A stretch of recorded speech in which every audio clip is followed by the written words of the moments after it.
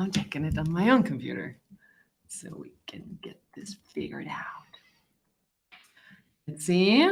Whoever is waiting for us, give us a shout. Can you see us? Can you hear us? So we're not talking to ourselves.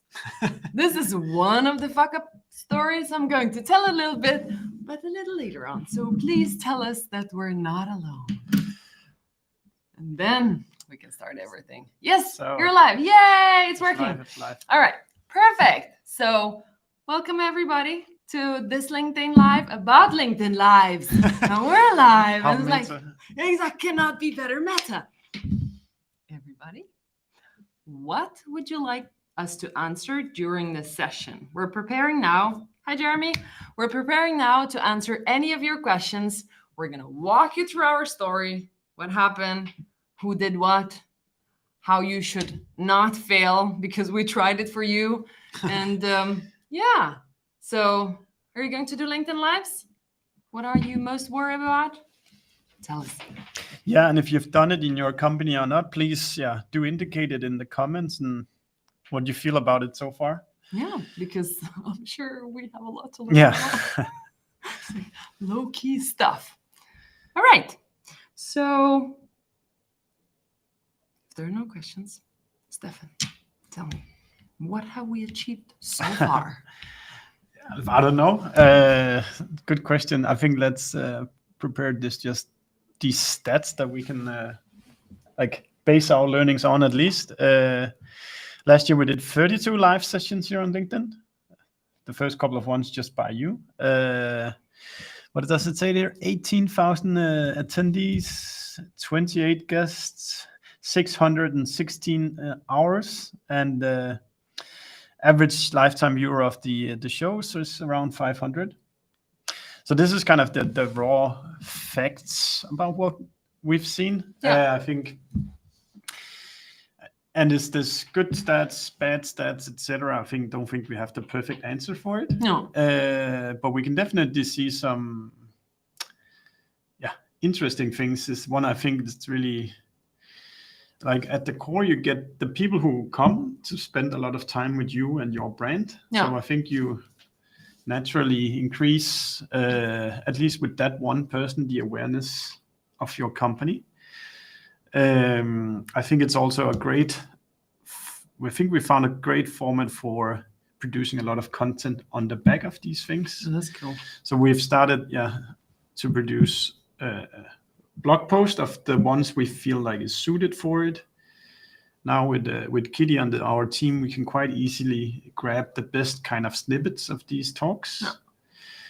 I think actually if it wasn't for the LinkedIn Live, we would not have started our podcast channel as well, because they go out there. So I think there's, at least from a content production perspective, there's a lot of value. I think there's still plenty of things we're still learning, like kind of what is a good topic. Can it be too broad, too narrow? Who's a good speaker? Who's not a good speaker? How do we do follow-ups to these? Should you do follow-ups? Because people didn't volunteer for a sales conversation just because they pressed attend here. Exactly. So there's lots of different considerations that we can elaborate today. Nice. We're going to speak about the most of it. And you should be steering the conversation because we're doing this for you, for the audience who are listening, and what questions you've got. So then we've got a LinkedIn user on Restream showing us that they would like to talk about tracking and attribution, of course. What else? The other topic. But Steffen, with those numbers that you presented us, 32 live session, a lot of stuff, not retargeted, but recreated posts and videos and so on. As a CMO, why do you like this? And I think this goes for this and all other tasks that falls into the bucket of low effort. I like them. And I can see, like, if we can get somewhere in the range of 50 to 100 people to press attend, and then 50% of those actually listen in to these things. Given that we have found a way where it's kind of low effort for us to run these, I think it's point one, it's we can run them quite low effort, and we can actually reach a lot of people and get a lot of people to spend time with us, and then also delivering a lot of stuff for the content team that they can repurpose as well. Nice. I think that's point one. Then I think for all activities, I think there's disciplines that are easy to measure, and then there's activities that are harder to measure. I think this one is like a little bit less tangible. Why? Like, what is the revenue that comes out of every show? We don't know. If we had all the time in the world, we can register every single attendee in the CRM, but then the tracking wouldn't be worth the effort. Yeah. So we run it still loosely, and I think also we think it's fun to do. It is. Yeah, and it's a good vessel to connect with people that you want to meet, talk with. Like yesterday, you didn't know this, but I wrote the CEO and founder of G2 whether he wanted to join for a live session. Nice. And he said yes. Oh, that's really cool. Let's see if we can actually get it live. But it can be a good excuse to reach out to people whose network you would be interested in as well. So that's a couple of reasons why I like it. I think there's also the sales potential which we haven't cracked completely yet. But like for example, we've had Alberto connecting with the ones of the attendees who look like our ICP as a method for trying to do something. But I do also recognize that people don't sign up to a sales process by clicking attend to this. So we're doing it kind of soft in the sales part of it so far. Yeah. Very cool. Yeah.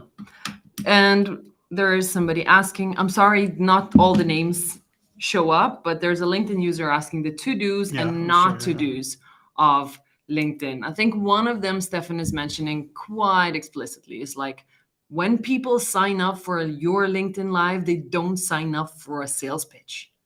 They sign up for the reason of the topic. And if it is your pitch or somebody's following up with a pitch, I don't think they're going to join again. So this is like a huge not to do, and to do it low key. Yeah, and I think focus on the relevance as well. So the ones you invite to the show, make sure that at least based on their LinkedIn profile, it looks like it's an interesting topic for them. Yeah. Like they will just, it works the same way as spam and outbound and everything else. If it's not like focused on the individual that you're inviting, they will feel like it's a spammy experience even to be invited to it. Yeah. So decide on a narrow topic and then invite a narrow set of people to it so they feel it's relevant to their world. Yeah. I think we've done some where kind of the theme has been a bit too broad, and then when you go out with a broad invite as well, it's you don't really hit the nail right on. That's right. Yeah. One thing that is very important to mention about both what to do and not to do, and at the same time keeping in mind that we're selling an attribution software, is that we're running this totally ungated. No gates, not asking for any emails. Well, when people sign up, we see who clicked attend. But so far, we have not nailed that non-spammy way of reaching out to the ICPs. Maybe we will in the future, but by not asking for an email, you're kind of not asking for people to sign up for a sales process or somebody to follow up with them. You're just giving the value for them on the platform that they're following you on. Cool. That was the intro. Maybe we can do just a little bit. I think there's also learnings in how we got started. Yeah. Because it can be a little bit frightening to put your face in front of people, and it's easy to get to look stupid sometimes because tech or like you have a bad day or you just say something stupid. Precisely. But can you kind of lead into kind of how do we get started at all with trying to do these lives? Yeah.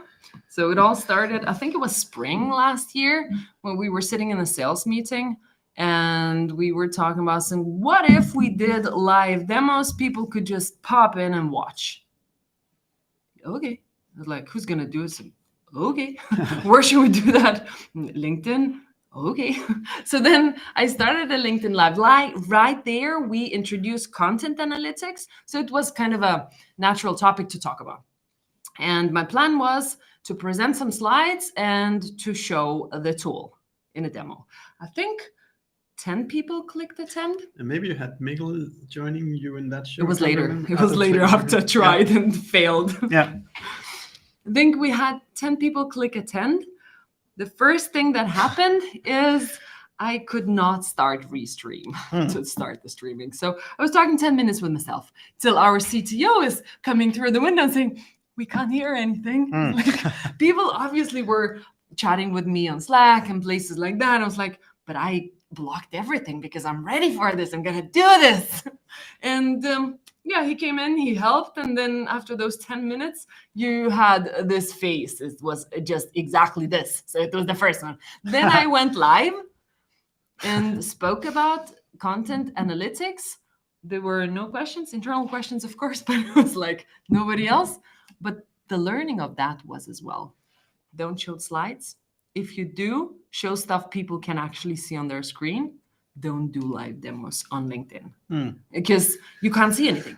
Yeah, or at least wait until you've tried the technology a lot of times. I think that's also like, we use Restream, but there's probably other vendors you can use as well. But test it out a lot of times before you go out with the big invite to all the important people. Precisely. And we did test after another time. And I think I had you on that session to speak about something else. Yeah. Why was it people, it didn't go through to LinkedIn, did it? What we did was we tested to go live on the exact link of the live event. And then after it went live and we cut it off, then we couldn't go live again on the same link. So people were inviting, everybody was waiting. So then I think we moved it to Zoom or something. Like, that was the worst. Don't do that either. So how long did it take from the idea to you doing the first live? Do you remember? I think it was like 2 weeks. I think the first week we have our sales meetings on Mondays, and then we did it the week after. Yeah. Just to test this out. In terms of hours you spent to set it up and stuff like that? We have to find a tool to stream it on. Then that took some time to figure out how is that working, to like see how do you connect your platforms and so on. And first we only connected LinkedIn and my personal LinkedIn, not a company LinkedIn. And right now we're streaming only on your LinkedIn, for example. Yeah, but it's going out to our Dreamdata's Twitter and YouTube though. But it didn't at the beginning. No, yeah, that was also, hey, we have other channels. Why don't we also put it there as well? So exactly. Like, I think it's like in your post you wrote the other day about like try first approach to things. Yeah. And I think that's a really good way to go about these new ideas. Like whenever you read another post on LinkedIn about some kind of tactic, instead of just thinking about it for months, just try it out 1 or 2 times and see if there's potential there. Especially if it is as cheap as it was to go live on LinkedIn. Yeah. I think we even took the free version of Restream to start with, just to test this out. Okay, yeah. And then, when we needed to add some more people, more channels and so on, then we started paying for it. Yeah, but I think our main point is that it's relatively accessible to get started with these LinkedIn Lives. I think, don't be afraid of it. And, run small experiments in the beginning before you start inviting everybody to come to it. But it is a little bit intimidating. It feels like as if you're going on stage for the first time. Now we're like chatting as if, oh yeah, cheers, you're passing my water. But before that, it was like, okay, so now who's waiting? Who's watching me? And you don't know if they are actually watching you. So it feels very weird. But if you can get over that, maybe start doing video on LinkedIn just without being live. Then later do lives. I'd still get like somewhat, I don't know, nervous but excited when we have a list of 100 people and I can see, okay, here's 20 ICPs that are joining as well. So I gotta do well today because maybe we can lift our brand perception just a little bit with these people after this. And that's one of the things that I spoke about, not that of a good of experience. There are a couple of things you have to make sure to nail. One of those things is preparation. So if you're coming unprepared as a host, this is probably not going to be very good because every person you speak with comes with their experience. But if you're just winging it, you're going to go into some weird rabbit hole that you actually didn't plan of speaking. Yeah, you can wing it if you know who you're speaking to very well. Yeah. And we do that sometimes. But if it's like people you don't know about or like a topic you're an amateur at, do invest a little bit of time in the preparation. 100%. I think about like brand as kind of every interaction affects people's opinion about your brand, whether that's a mail, phone call, a live. Yeah. You can either like improve the brand a little bit or lower the brand a little bit. So the same with these lives, make sure you do them proper For sure. when you do them. Yeah, definitely. One more thing, a learning that works for me is to playing a little bit up the energy. Because if the person who is coming into your live, you don't know where they are in their lives. Most of them are coming remote. Maybe their kids are sick, or I don't know, maybe they still didn't have their coffee, whatever it is. Yeah. And then when you start off like that, it's a little bit easier to tune in and lean in to what you're talking about. So people actually stay and listen to you. Good point. Yeah. Jeremy has a question. I like that one. Let's take it up here. Between the both of you, you've thousands of LinkedIn followers, tens of thousands of LinkedIn followers. I'm getting there. How important, necessary it is to have a following to start this, or should you have a following before you start? It's a good point. Very good point. I think it's important to think about the size of your followers and who are you targeting. So if the targeted people who are following you are like a small niche and you've got 2,000 followers, that's enough. If you want to impact some of them in a smaller scale, that fine. It helps for us to have those tens of thousands of followers, but they also have to be in your ICPs, and you have to be good at targeting those people, inviting them to the right lives. So it could be you've got tens of thousands, but you only get people to listen, the ones that follow you for, I don't know, women in tech. Yeah, I would almost not worry about your amount of followers. Like if there's some topic you really master and you invite another person who's great at talking about it, then I'm sure you can deliver. I think much more about it. Can you produce a quality piece of content out of it, and then forget about reach matters, but like, focus on producing quality content, and then if you then keep repeating it every week, then the following will come. I like that. I like that a lot. One more thing in terms of followers, if sometimes you can play with it a little bit. So if you invite somebody who has a lot of followers, and if that person copies the link of Restream and creates their own live, so you join from two computers, they create their own event. Yeah. So you're kind of going on the wave of their followers as well. But it's not always that they will do that. You'll have to agree that in advance.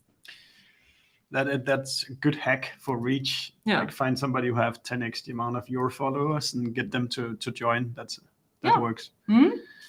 Yeah, we've got more questions. So what's your let's go. What's your experience with video engagement? For like, do you mean when you post in the LinkedIn feed, or do you mean specifically about these live streams? I'll start with a little bit of experience. LinkedIn changed the algorithm a little bit. So what I started to notice is people go live. So the people who have been watching you live, they're watching it here and now. But the video is being repurposed again and posted by LinkedIn a couple of days after. So there are people who are coming into the video, not necessarily watching it all, but the reach also goes a little more up. Yeah, Frederik, I think your question here, I post a bunch of videos where I post them in my feed. Quite typically, it's also from our product. And it's funny, they might often have lower reach than some of the more like funny ones or memes or stuff like that. But those that actually do invest 7 minutes listening to how the Dreamdata data model works, that's a high quality piece of content, because then they're very interested in, if they want to listen to me talk about something that is relatively boring for a long time. That's a very good point. And the way I look at it as well, there are types of posts that are helping you to get more followers, and there are types of posts that are helping you to get more prospects. And if you're posting, the two are matching just a little bit. If you're getting followers for the funny memes that you post about marketing and sales people start to follow you, later you post about attribution. So some of those followers are going to catch that attribution video and actually will become that ICP you can pursue later. Yeah. Should we go a little bit into what kind of themes and topics that are good or bad? Yeah. I can just, from the top of my head, there's 2 things that I would like to do more. I think the bad topics for me is they're very broad, so it's very hard to get specific about anything. Yeah. Because that doesn't add any value. People are busy, they might listen in for 10 minutes and then they leave, and it's just, if it's broad, they can't remember anything. So like go Good narrow. point. What I would like to try is to have one of our customers join and maybe talk about how they use Dreamdata, because then it becomes like, if you listen to this, then it's like That's the very next nice. step is a sales conversation. Then. Yeah. And I could also like to try some, even though you said you shouldn't, but maybe some kind of live product demo as well, just to see how it works. Again, like, let's just try. Yeah. Or something really niche, because those types of videos you're doing, Vidyard, 2 minutes, let me show you how you optimize your Google Ads, that works very well. But if somebody is staying live for, 30 minutes and watching Dreamdata's demo, it better be like good resolution and you can see what he's clicking there on the screen. Is there any other topics or like themes that you have thought about doing more or less of this year? Not really. They come really organically. People who we follow and people who follow us, and we get into some very good conversations and then invite those people. It's like, oh, this is a topic very interesting. Like I think next week, having a topic about is attribution killing marketing with an operations person. This is relevant, but that only came up from the LinkedIn feed of the people that I met on LinkedIn speaking about this. I think in general, your company should have a defined ideal customer profile. Good point. And the topics should fit somewhere in the range of that ideal customer profile. Yeah. Otherwise, it might be too far from your product to, even though you're creating valuable, interesting content, it's too hard to extract money out of the interaction. So like, think about the ideal customer. What are they interested in? And like, keep it, you don't have to be talking about your product all the time, but in this, like, under the umbrella of what's interesting. Yeah, I think it's a very good point. I can give you an example. I have one coming up in March, maybe with a woman who is a consultant for people who want to engage with do analyst relations. And it's a topic I don't know anything about, but a lot of SaaS companies have to build analyst relations. So that will be me being dumb about a topic, just asking somebody about analyst relations. And this is a way, then I learn something about it. And hopefully our ICPs, ideal customers, also learn a little bit about it. That's very good. I like that a lot. Yeah. Let's bring this one up by Mess. I like that question. What is the pros and cons about LinkedIn Live versus normal webinars? Yeah. Any opinions? Gating, not gating stuff. That's one, yeah. So like when you join a webinar, you know that you're paying your email and it better be good. LinkedIn Live is on your premise and constantly live. Think about how many frictions there are for a webinar. So you give an email, you join the webinar. Oh, we will send you the recording. Okay, you will never watch the recording and probably never gonna join the webinar. But on LinkedIn, you don't have to give your email. You will see when the person is going live. You can rewatch it on your own premise whenever. Nobody's going to sales pitch you, but there is a con for the marketers. You have no email. I think the last 2 days I've seen, one was a report, another one was an online event. And I did none of them. I actually found it sounded interesting, but I didn't do it because I had to give my email. And I think for us, it's just, we don't want to make it like a webinar. I feel like it has to be extremely good. Where these are things where we still allow ourselves to experiment, and you can join if you'd like and stay away if you don't. And fundamentally, I don't like to gate stuff behind the emails. No, webinar, it's more almost can be comparable with face-to-face event in my head. Because when you're coming to a face-to-face event, you're getting served coffee and some lunch and it's nice and so on. So the webinar has to be just as good quality for you to bring something back, not just the good experience, but also the speaker and everything. So it's like, you can't do that every week. But it's true, like, I would love the email of everybody who clicked attend. Yeah. But that's not how we do it. No. But we can, of course, connect with everybody who said yes to come. Mads, if you want more, just let us know. Exactly. Let's see. Freya had a question as well. What was that? Have you done a live with the Zoom webinar? Is there any way to test LinkedIn Live without actually going live? Good question. I once joined a biotech test live just to see what they were doing, but I'd rather not have it happen to me. So I think then just set up an event where you don't invite anybody. Yeah. You will see them going live. Maybe somebody will like come in and see that, oh, Freya is just testing. We haven't.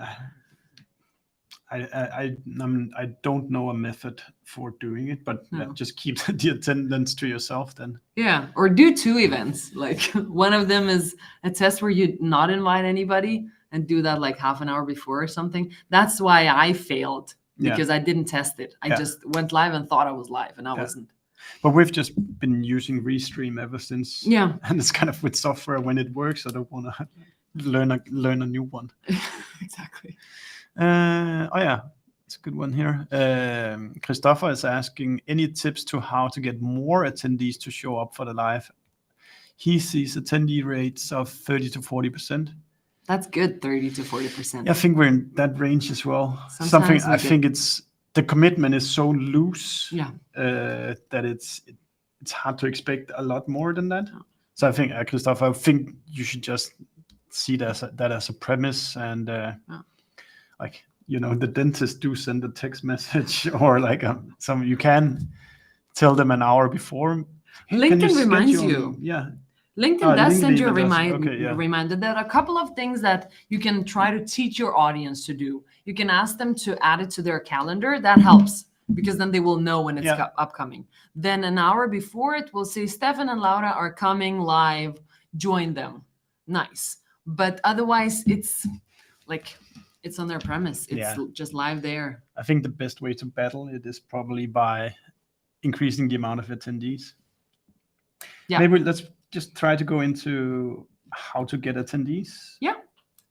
So now, wait, before we do that, because first, when we started it was very unstructured, LinkedIn. And I think it's in the same topic. So it was like, oh, I was doing it every second week, but it was a little bit hard. I'm in sales. This is not my job. And it's like, am I going to do this? And then you came into the picture because you saw the value of it. So how did you look into the structure of it? And then we'll go into the I think that's a really good point, and I think that's really what made it sustainable for us, because you are plenty busy with juggling a lot of accounts. Yeah. You're kind of proven that it worked, but there's still a lot of things there's a lot of small details to take care of. Yeah. So I think what we did is we have this gold resource in Patricia in our team, who is really good at project managing stuff. Thank you. So we said, we can still do the lives, but Patricia is going to manage them. Yeah. And I think if you have somebody in your company who's a master at just like planning stuff and managing stuff, then take it away from the creative people like me and Laura, and then find somebody who's good at structure. So what we do now the reason why it's low effort is that Patricia takes care of the planning for us. Yeah. We have a schedule our plan is to do it one every week this year. And then whenever we have an attendee, we just send it to Patricia. This person has said yes. And then she takes care of the back and forth with the attendee. And then we... Like the presenter, the person we're having the live with. And then we just have to show up. And I think this is important that, find somebody who's good at running structure, and like take away that, like an AE like Laura should be working on closing deals most of the time. Yeah. You're there. So I think this thing about if you want to do it like a serious project, give it to somebody who's a good project manager, and then you can have hosts like us that show up and blah blah blah blah. The talking head. But that's true. I think that's an important point why we're able to do it with such a high frequency, is that Patricia takes care of the details. Yeah. And how about the attendees and invitees and stuff? Yes. So I think this is something we're playing around with. What do we do? So I can think of 3 to 4 things we do right now. One, us who are the hosts, we post about it. We get the other speaker to post about it. We can utilize our social channels, the company social channels to promote it. We can use our email list to promote it if we want. We have our Slack community where we can post it. If you're interested, there's a Slack community for Dreamdata as well. You can join. Then the more proactive part of it is that there is an invite button on the events. That if you use this, I think it triggers that's under connect requests. It shows you've been invited to this event. Under connect requests, yes. I think you can. Then this is where like relevancy matters, because if you constantly get invited by somebody where the event doesn't have relevancy, then you think like, stop fucking spamming. And then the last resort we've been using is DMs. Yeah. And maybe some of you listening has gotten a DM from me where kind of I've made a template, and then we sent the template to the people we think could be interested in this. Yeah. This from the top of my head was my ideas about how we get attendees. Don't spam, get the list of all the people and invite them. It has to be thought through, or at least according to your ICPs, that this topic is interesting for somebody. When I get invited to biotech events, okay, like why me? So it also hurts your brand. Yeah, I agree. Yeah, that's how I do it. And maybe the last trick can be to put up the event as soon as you know the date. Yeah. Because there's a chance that it can grab some organic signups. That's right. Like sometimes we're like less than a week before we go live, we put it up, and then there's not so much time for the event to organically spread on LinkedIn. So if you can do it 2 or 3 or 4 weeks before, maybe there's a larger chance. At least 2 weeks would be nice, because people also have busy calendars. So that might clash with their meetings and all that kind of stuff. But one more thing that you're doing as well is that now we're streaming this to LinkedIn, but it's also out in YouTube and Twitter. And on YouTube, it's forever live as well. So LinkedIn, it doesn't make it very easy to find it. And even to like scroll further, I don't want to learn about this, but maybe the next part of the conversation is interesting. You can do that on YouTube. So there comes the like repurposing of all that as well. Maybe just a question to you who are listening. Christopher, I know you are doing these lives as well, but if there's others, are you trying to link the lives to selling as well? Or are you just doing it as a sharing value to the audience? I would love to hear that. Yeah, good point. As I said, we haven't figured it out quite yet, how to make like the strong link to sales. Yeah. I'm not sure you should, because you should be creating content to give value to your audience. But maybe there's like a bridge that you can be applying. Because it started with a live demo, right? Idea. So it started with a kind of a salesy idea. So, and then it went away, and we started inviting people that are relevant for our lives and for our audience. But there might be a connection, but how are you otherwise doing? While we're waiting for an answer, if it is like sales connected or not, a question to you, Steffen. So what surprised me one of the times, you come over and are asking, Laura, do you think we can do that once a week? I said, yeah, why the question? So can you give me the backstory of this? Why did we commit to doing this every single week? I think what there was like kind of the drop that made it go was one of my friends, Emil, who's also a CMO. We bet a beer that whether we could execute it 1 per week all the way through or to Christmas last year. Nice. I had of course been looking at this is quite valuable and low effort for a long while, and then okay, fuck it, we'll just go ahead and try it. I love this. And I think both of us are good. Like when there's competition, then we're ready for it. Exactly. Tell me more. And I think now we're like, I can't see why we shouldn't do one. Like we're at least 1 per week, where we're even debating on whether we can do 2 per week now. Exactly. I think we've got content to already now to like March or even April. Yeah. So, the main question that Katrine came for over here. Hi, Katrine. Are you there, Katrine? So we don't know, but you've asked us, so we have to answer this. The most important part for an attribution vendor is like, is there a connection to revenue? So is there any type of connection, and how do you attribute this, Steffen? The short answer is that we don't right now. Yeah. As I said, you could actually make lists of everybody who clicked attend, and then upload it to your CRM, and then you can put it into Dreamdata if you want it. I just don't think it's worth the time right now. Yeah. So the way we're doing it is we're trying to get ideal customers to. Oh, she's there. Good. Hi, Katrine. And Katrine is doing exceptionally well in doing these physical events, and I think it's the same they do there. They do extremely high quality content, and even more invite the right kind of people to join the events. I think that's what we're trying. We're not doing it at the same accuracy level because it's not as expensive for us to do a live as it is to fly to Barcelona or Los Angeles, which I know Katrine has done. So the bets are not that high. But I think if there's something we could do even better, is like even more tailor the subject and even more like look through your 17,000 followers and make sure we invite exactly those that are ideal customer profiles. Precisely.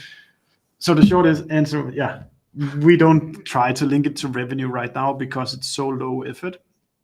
Like over time you could, and Alberto, which is also listening here, if you get a soft touch from him tomorrow, that's because you fit our ideal customer profile. If you don't, it's you know why. Exactly. So we're trying to he's like saying, is there anything I can help you with, or like, is there any questions on the back of this? And that's it really. Yeah. Especially if we're talking about the topic about, like next week, we're going to talk about is attribution killing marketing. Well, if you are in this topic, that means very likely that you fit our ICP. And then we would just follow up with a question. And from there, you could definitely track it to revenue, but we don't do that like very actively. No. Good. Some last remarks. We've just released a blog post about these learnings as well. So if you're considering LinkedIn Live, you can go to our blog and find it. There's the Slack community, which you can join. Yes, perfect. And then there's our new podcast channel. It's called Attributed, which you're welcome to listen to as well. I think last year we were, was it 71 or 72 podcasts? So we tried to take the best of them and re-release through our own podcast. Yeah. So lots of more content if you wanna go grab it. Perfect. Anything else?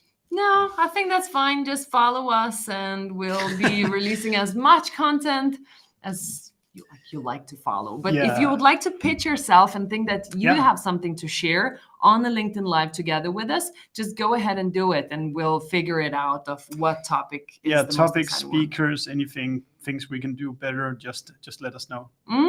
Thank you for today.